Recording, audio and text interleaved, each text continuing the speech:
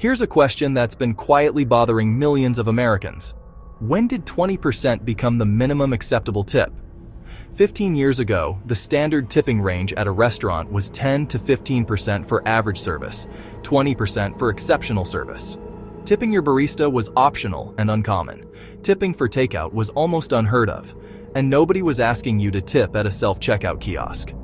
Today, the payment tablet at every coffee shop, fast casual restaurant, food truck, ice cream parlor, and even some retail stores swings around with suggested tips of 20, 25, and 30%. Some start at 25%. Selecting no tip requires navigating to a separate screen, a choice that feels uncomfortably visible to the employee standing 3 feet away.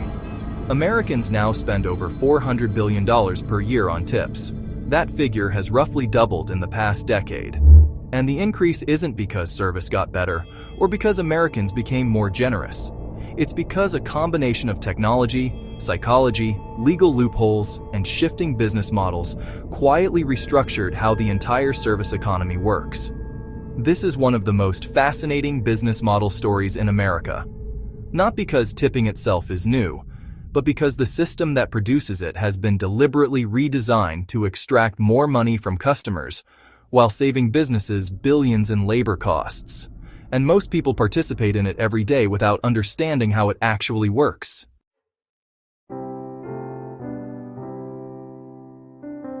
Tipping in America has a complicated origin story that most people don't know. The practice was imported from European aristocratic culture in the mid-1800s. Wealthy Americans who traveled to Europe brought back the custom of giving small sums to servants as a show of status and generosity. Initially, tipping was considered deeply un-American, a vestige of class hierarchy that contradicted democratic values. In the late 1800s and early 1900s, there was actually a significant anti-tipping movement in the United States. Several states passed laws banning tipping. Critics argued that the practice was demeaning. It positioned the worker as a subordinate dependent on the customer's whim rather than an equal participant in a fair transaction. Some called it a form of bribery. But the restaurant industry found tipping enormously useful for a specific and troubling reason. After the abolition of slavery, many formerly enslaved people found work as servers, porters, and domestic workers. Employers used the promise of tips as a justification for paying these workers little or nothing in base wages. The practice became deeply embedded in industries with predominantly black workforces: restaurants, hospitality, and railway service. This history directly connects to the modern tipped wage system. The idea that certain workers could be paid less than minimum wage because tips would make up the difference has its roots in post-Civil War labor practices, and the legal framework that codified it, the tipped minimum wage, persists to this day.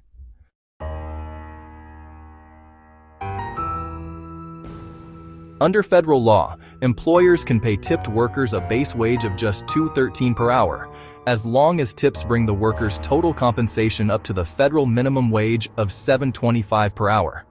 This is called the tip credit system. The employer takes a credit against the minimum wage based on the assumption that the worker will receive sufficient tips. If a worker's tips in a given pay period don't bring their total hourly earnings to at least $7.25, the employer is technically required to make up the difference. In practice, enforcement of this requirement is inconsistent, and many workers report that their employers don't always comply. The $2.13 tipped minimum wage hasn't increased since 1991. Over 35 years without a single adjustment. During that same period, the cost of living has roughly doubled. Rent, food, healthcare, transportation, everything a tipped worker needs to survive has become dramatically more expensive.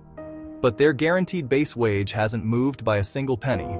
Some states have eliminated the tipped minimum wage and require all workers to be paid the full state minimum wage, regardless of tips.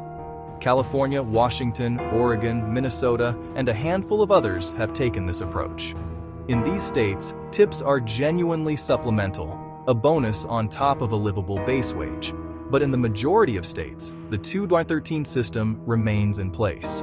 This means that when you tip at a restaurant, you're not adding a bonus to someone's salary.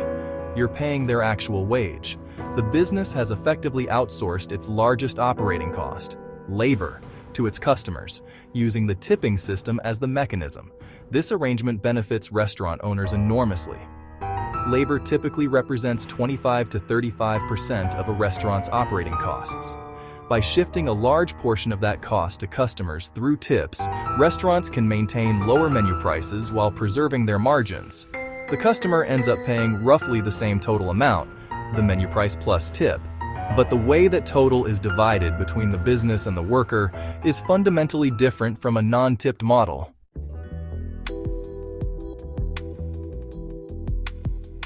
The single biggest accelerant of tipping culture in the past decade has been a piece of technology that seems entirely benign: the point-of-sale tablet.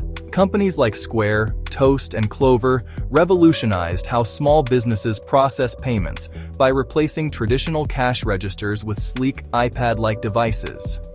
These systems are affordable, easy to set up, and packed with features that help small businesses manage sales, inventory, and, crucially, tips. The genius of these systems, from a tipping perspective, is the customer-facing screen.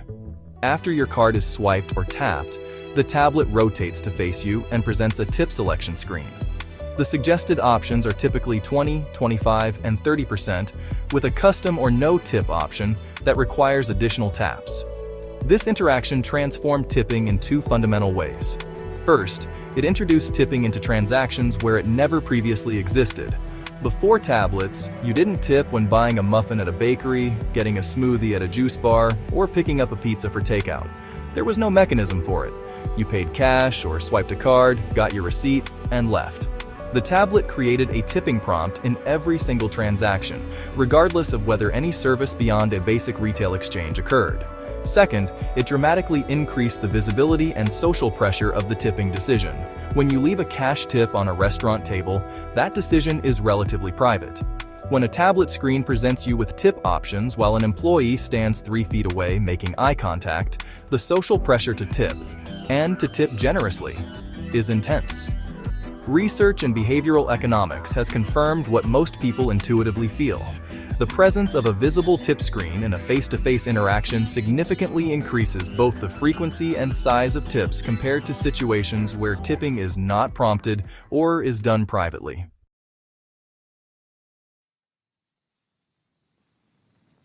The design of tip screens is not accidental.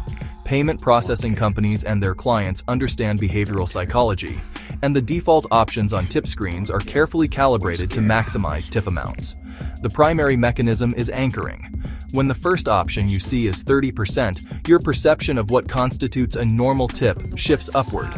Even if you select the lowest option, say 20%, you've been anchored to a higher range. 20% feels like the budget choice when it's presented alongside 25 and 30. A decade ago, 20% would have been the generous choice. The second mechanism is default bias. People tend to select the middle option when presented with 3 choices. Payment companies know this. By making the middle option 25%, they ensure that the most commonly selected tip, the path of least resistance, is higher than what most people would have chosen without the prompt. The third mechanism is social pressure. The screen is visible. The employee can see what you select. Other customers in line behind you can potentially see what you select. Choosing no tip or a lower amount carries a social cost that most people prefer to avoid, even if they don't believe a tip is warranted for the transaction.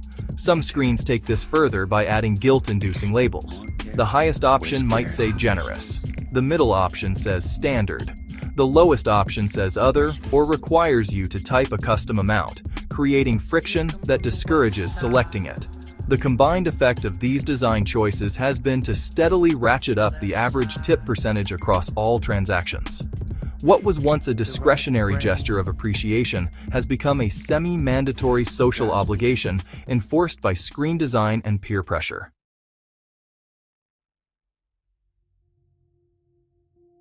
The numbers are staggering. Americans now spend an estimated $400 to $500 billion per year on tips across all industries.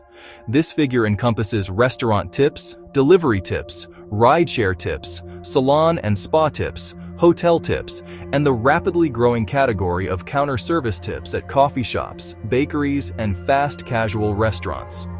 To put this in perspective, $400 billion is larger than the GDP of most countries.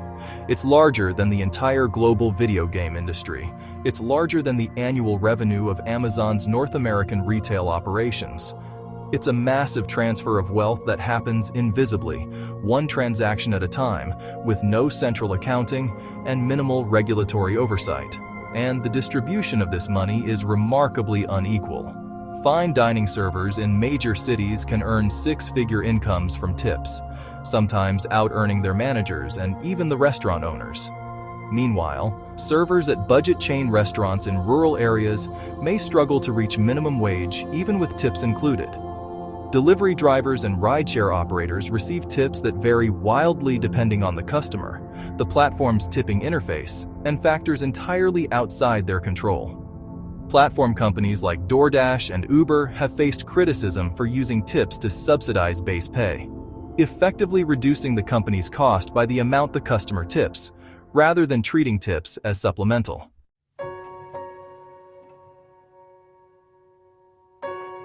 It's worth noting that America's tipping culture is essentially unique in the world. Most other developed countries handle service worker compensation very differently. In Japan, tipping is considered rude. It implies that the worker needs charity rather than earning a fair wage. Service is expected to be excellent as a matter of professional pride, and workers are compensated accordingly through their employer. In most European countries, service charges are included in the menu price. Workers receive wages that reflect the true cost of their labor. A small additional tip, rounding up the bill or leaving 1 to 2 euros, is appreciated but entirely optional and carries no social stigma if omitted. Australia pays service workers full minimum wage with no tip credit. Tipping is uncommon and never expected. Restaurant prices are higher to reflect the included labor costs, but the total cost to the consumer, meal plus tip versus higher meal price with no tip, ends up remarkably similar. The common thread across all these systems is that the employer, not the customer, is responsible for compensating the worker. The price on the menu reflects the actual cost of providing the food and service. The worker has a predictable income, and the customer isn't subjected to psychological pressure to supplement wages that the employer chose not to pay.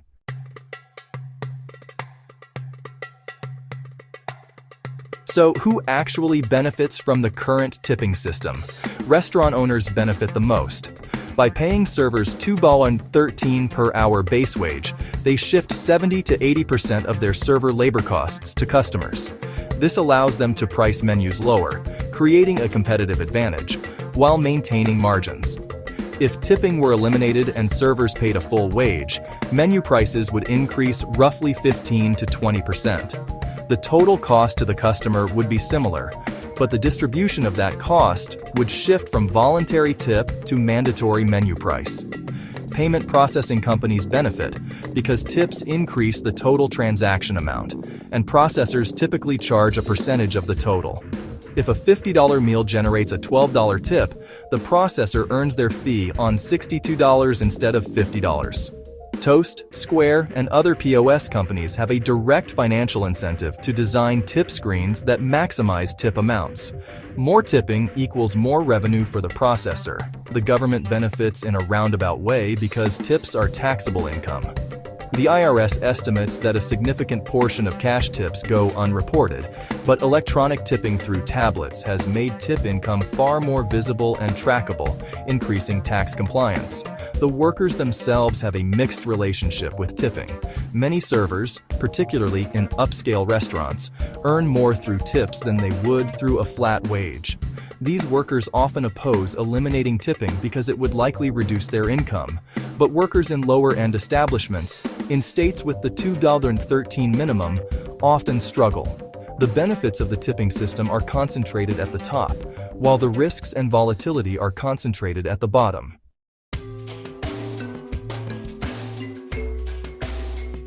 That's the profit equation behind tipping culture.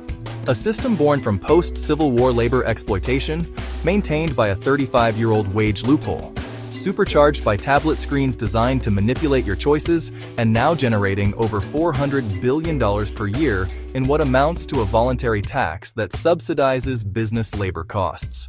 The next time a screen swings around asking for 30% on your $6 coffee, you'll know exactly why it's there and who benefits from your selection. Subscribe for more business breakdowns every Tuesday and Friday. Free weekly analysis at the link in the description.